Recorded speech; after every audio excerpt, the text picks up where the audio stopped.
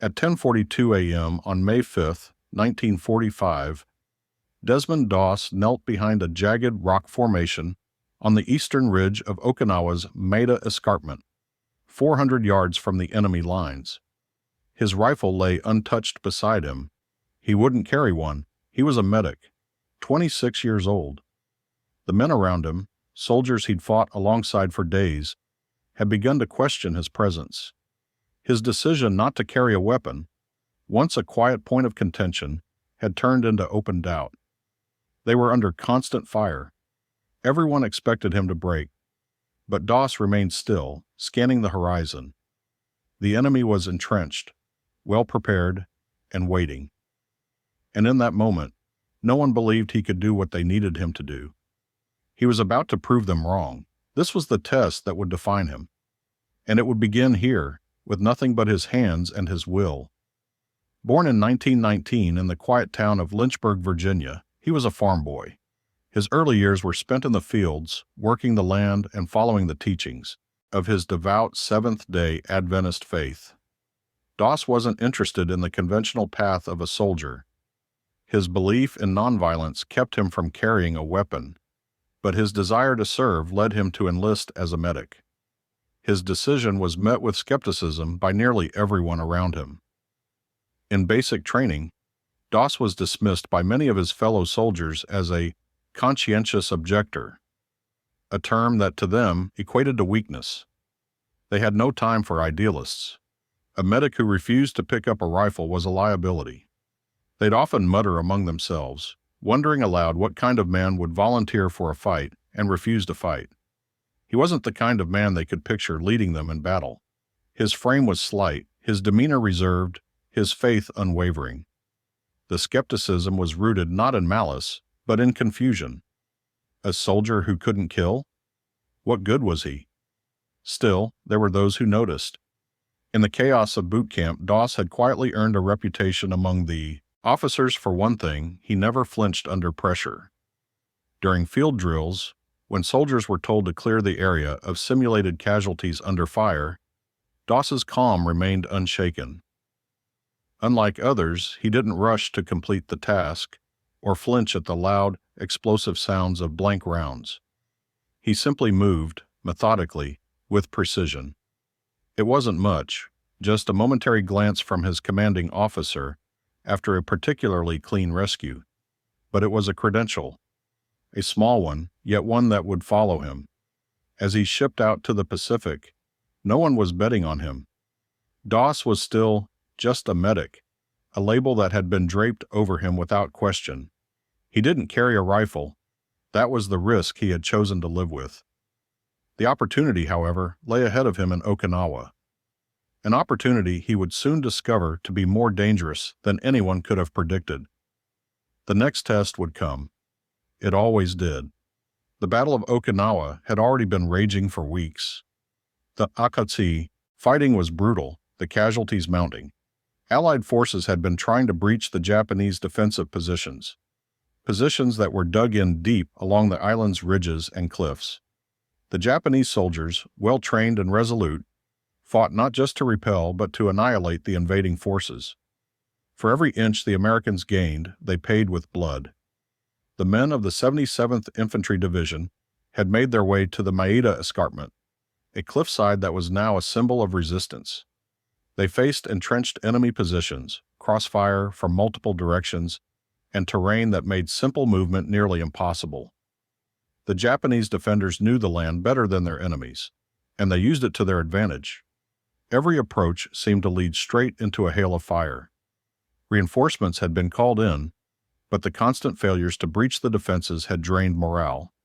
Casualties were climbing, and each failed attempt to scale the escarpment meant another wave of wounded soldiers. The command staff was under increasing pressure to achieve results, and the toll on the men, both physically and mentally, was beginning to show. They had tried frontal assaults, they had tried flanking maneuvers, and still the escarpment remained in enemy hands. The standard tactics weren't working. Soldiers were being mowed down by the entrenched machine guns, and any attempt to retrieve the wounded under fire had proved futile. The old ways, screaming charges and brute force had brought nothing but death. Something had to change. The enemy was too entrenched, their defenses too solid. The urgency was palpable. Orders came through to press forward, but no one could see a way around the wall in front of them. The command knew they had to break the stalemate or risk losing the entire division. The battlefield was filled with frustration, the air thick with desperation. Time was running out, and every delay cost lives. But amidst the chaos, one possibility emerged. The quiet medic, who had never once raised a rifle, was about to be put to a test. The very skills that had earned him skepticism would soon become the thing that could change the tide. This was not a problem that brute force would solve. It was time to rethink the approach. At 12:03 p.m. on May 6, 1945, Desmond Doss was given his first solo assignment under fire. He was tasked with retrieving the wounded from a section of the ridge that had been cleared, but the men were too exposed. The terrain was rocky and uneven, and the steep incline made it nearly impossible to move without being seen. The Japanese position was only 400 yards away, too close for comfort, but not far enough for safety. Doss surveyed the scene from behind a boulder, taking in the positions of the enemy and the layout of the land. He marked out a route in his mind. The usual tactic had been to charge and hope for cover, but the results were predictable: more dead soldiers, more wounded, and little to show for it. With a calm breath, Doss moved. He navigated the rocks, sticking low to the ground, his body moving like a shadow. The rain made the earth slippery, but he adjusted his footing, carefully finding each step. He moved with the precision of someone who had planned the route in advance, not rushed, not reckless, but deliberate. He reached the first man, a soldier from the 77th, who had been hit during the initial push. The medic didn't hesitate. Without a word, he carefully checked the soldier's wounds, assessing the damage, and applied a bandage with practiced hands. The noise of nearby gunfire didn't faze him. He worked quickly, efficiently, never pausing to consider the danger. Doss then maneuvered the soldier onto his back, his legs bracing against the rocky incline. The descent back to safety was slow, but methodical. He avoided the sniper fire by keeping to the cover, and when the terrain shifted, he adjusted his angle, maintaining control over the casualty. There was no shouting, no fanfare, just movement, skill, and precision. When he finally reached the safety of the rear lines, the wounded soldier was stabilized, and another life was accounted for. It was a small success, but one that the command could not ignore. Doss had proven he could do what others couldn't, not with force, but with restraint and competence. The results spoke for themselves. The tests would only grow harder from here. The scale of what had to be done was still unclear, but one thing was certain: Doss was ready. By the afternoon of May 7th, the tide of battle had shifted. The initial success of the medic's isolated operation had not gone unnoticed. The Japanese forces, ever adaptable, began to recognize the pattern of movement. The quiet medic retrieving the wounded without ever firing a shot. It wasn't long before the enemy adjusted their tactics. Machine gun nests, which had previously been focused on the front line, shifted their positions. Snipers who had been dispersed across the ridge now concentrated their fire, zeroing in on the route Doss had used. The soldiers manning the weapons knew the importance of stopping him. Every man he saved was a blow to their strategy, and they had learned quickly that he could not be approached in the same way as the other soldiers. The landscape had already been harsh, but now, with enemy fire targeting specific routes, the margin for error was narrowing. Doss's ability to move freely had been compromised. The rocks, the boulders, the cover he had relied on, the terrain had not changed, but the risk had. The rain had stopped, but the mist remained, making it harder to spot enemies in the distance. Visibility was at a minimum, and every step was more calculated, more dangerous. The first sign of the enemy's countermeasures came when Doss moved to retrieve another wounded soldier from a nearby ridge. As he approached, the faintest glint of a rifle scope caught his eye. A sniper positioned just above, The ridge had been waiting for him. Doss froze, crouched low, studying the position. The slightest movement would give him away. This was no longer a straightforward task of running to the wounded and carrying them back. It was a test of decision-making. Doss could continue forward and risk being hit, or he could wait and assess a different approach. The sniper's position was vulnerable if Doss moved laterally, but the distance was too far for a safe shot without giving himself away. It was a narrow window, and the consequences of hesitation were clear. After a long moment of deliberation, Doss made his decision. He moved.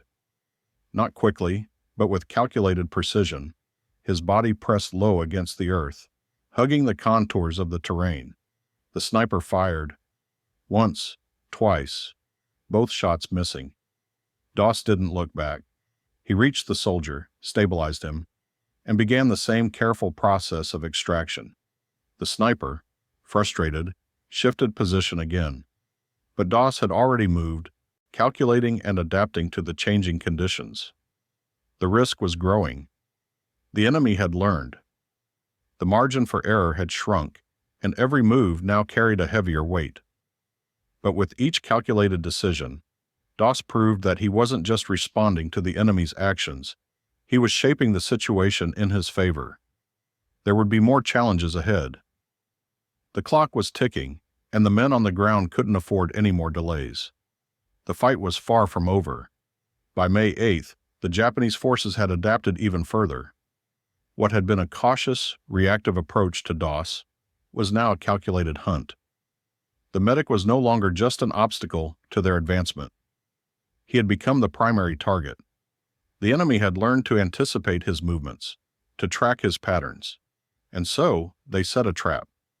Doss had been instructed to move to a new sector, to retrieve a group of soldiers trapped near a ravine at the far side of the ridge. The weather had begun to clear, but the terrain remained unforgiving. The Japanese soldiers had likely anticipated the same move, and their tactics reflected it. Doss began his approach, carefully navigating the rocky incline as he had done before, keeping low to the ground. His instincts were sharp. He knew something wasn't right. The usual signs weren't there. There was no immediate enemy fire, no obvious watch points. Everything seemed too quiet. For a moment, he thought maybe the enemy had pulled back. But that didn't sit right. He advanced slowly, deliberately. And then, just as he neared the ravine, the first shot rang out. A high-pitched crack, followed by another. It was an ambush. The Japanese had set up a baited position. A group of wounded soldiers had been left exposed on the edge of the ravine, their distress signals faint but clear. It was the perfect trap, a bait tactic, designed to draw in any medic or soldier brave enough to act. But this time, the real danger wasn't just the wounded men, it was the enemy's patience. Doss instinctively dropped to a crouch behind a large boulder, his heart racing, but his mind calm. The ambush wasn't just about stopping him, it was about using him as bait, forcing him to make a move. His options were limited. He could try to withdraw, but he knew that would only draw fire from behind. The enemy had anticipated that response. He could try to rush the position, but that would put him in the open, vulnerable. The timing was critical. Every second spent debating increased the risk of exposure. If he moved too soon, he'd become a target. If he waited too long, he'd lose the opportunity to help the men below. And so, Doss did what he had done before. He waited. He resisted the urge to rush in, to let his instincts lead him into danger. He adjusted his approach, moving in a wide arc, keeping close to the ridgeline. The enemy fired again, but this time, Doss wasn't where they expected him to be. He had misdirected them. By the time they repositioned, Doss was already moving toward the wounded men. His movements were swift but deliberate, each step calculated, each decision born of restraint. He reached the men, and with calm precision, stabilized the first casualty, ignoring the rifle fire snapping close around him. The rain of bullets only increased as the enemy adjusted to his new position. But Doss moved with purpose, every moment pushing him closer to his goal. He extracted the men one by one, his concentration never wavering. Each time he carried a soldier back, the enemy fired with greater intensity. But the medic's restraint paid off. No mistakes. He didn't rush. He didn't falter. The final soldier was in his arms when the last shot rang out. A close call. Doss's movements were now automatic, as if the plan had already been written in his mind. He reached safety with the last soldier, but the cost of mistakes had become clear. The enemy had adapted again, and they were watching for any hesitation, any misstep. The risk was higher than ever. Doss had proven that he could survive the hunt. But the next phase would be even more dangerous. The enemy would be waiting for him, just as he had waited for them. The margin for error had narrowed further, and the next test would demand even more. By May 9th, the situation had reached a critical point. The enemy was now fully aware of Doss's tactics, and the medic had become both a symbol and a target. Each time he stepped into the open to retrieve the wounded, he was met with immediate fire, aimed specifically to neutralize him. The Japanese forces, relentless in their pursuit, had adapted again. Doss was no longer just facing enemy soldiers. He was facing an enemy that had studied his every move. The operation had stalled. The ridge was heavily defended, and the casualties were mounting. The command had issued new orders for a final push, a direct assault. But it came with a significant cost. More lives would be lost unless something changed. Doss knew he had to act. But as he prepared to leave his cover, something caught his eye, a subtle detail. The enemy had laid another trap, this time more sophisticated than the previous ambushes. Doss recognized it immediately. A group of soldiers, seemingly abandoned, lay near a seemingly exposed ridge, easy to reach, vulnerable. But the trap wasn't in the men, it was in the setup. The positioning of the soldiers was a decoy, a fake vulnerability. The real danger lay in the surroundings. There were several higher points that overlooked the ridge, positions the enemy could use to get a clear shot as soon as anyone moved toward the soldiers. The bait was too obvious. This time, Doss didn't rush.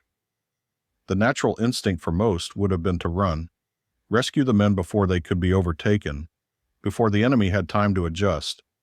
But Doss knew better. The enemy wanted him to act quickly. They wanted him to rush in, expose himself, and make a mistake. Instead, he stayed put, silent, watching.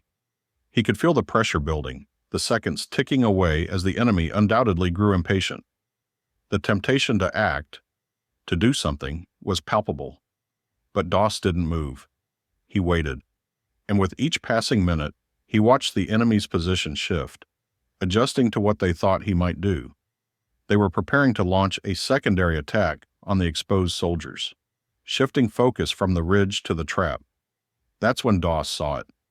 The enemy's plan had a weakness. In the effort to bait him in, they had overextended their own defenses.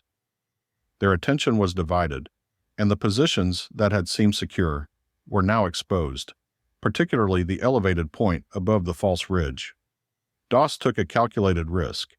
He repositioned himself, using the natural cover of the terrain to his advantage. Slowly, deliberately, he climbed up toward the high ground. The enemy had concentrated their fire on the expected route. They hadn't anticipated him going directly into the higher ground, where the tactical advantage would shift. He moved methodically, staying out of view. Each step was a conscious decision, each moment stretching the tension thinner. As he reached the higher position, he could see the enemy's exposed flank, no longer hidden, no longer protected. It was time. Doss fired a single shot, not at the enemy, but at a distant tree. The gunfire was calculated, a misdirection. The Japanese forces immediately shifted their fire toward the source of the noise. But it was too late. Doss had already moved. Using the enemy's own plan against them, he swooped in on the exposed men and swiftly retrieved the wounded soldiers, one by one, keeping low, staying silent. His patience had paid off. The enemy had been forced into making their own mistakes, and Doss had exploited them. It was a move that only worked because of restraint, intelligence, and the decision not to rush. With the wounded secured, Doss made his way back to the safety of the rear, the soldiers now safe. But as the tension broke, Doss knew the fight was far from over. This was only one victory in a battle that was still raging on. And the margin for error had only grown smaller. The morning of May 10th was different. The air was thick with humidity, and the sky seemed to press down on the battlefield with an unrelenting weight. The assault was imminent. Command had ordered another push, this time to take the final stretch of the ridge that had kept the division stalled for days. The pressure was rising, and with it the stakes. Doss was given another set of orders: extract a group of soldiers pinned down at the farthest edge of the ridge, directly in the line of fire. No backup was available. The artillery was already diverted to soften the enemy defenses, but it would be hours before support arrived. If he didn't act, the soldiers would not survive the day. The terrain was more exposed than ever. There were no rocks to hide behind, no cover. The ridge was open, vulnerable, and now under fire from every angle. The men trapped in the forward position had no chance without medical intervention, and Doss knew it. His options were few, and the risks were greater than they had ever been. He gathered what little he could, a basic first aid kit and a single stretcher, and made his way forward. The constant roar of gunfire and explosions was deafening, but his mind remained clear. This time, there was no time for hesitation. He moved quickly, but methodically, navigating the open ground, using whatever cover was available. He reached the first soldier, a man in his late 20s, wounded, but still conscious. The sound of gunfire rained down around them, and Doss worked with a precision that was almost surgical. The medic's hands moved without a thought. His focus was entirely on the task at hand: stabilize the soldier, get him back to safety, and move to the next. He didn't pause to think about the danger.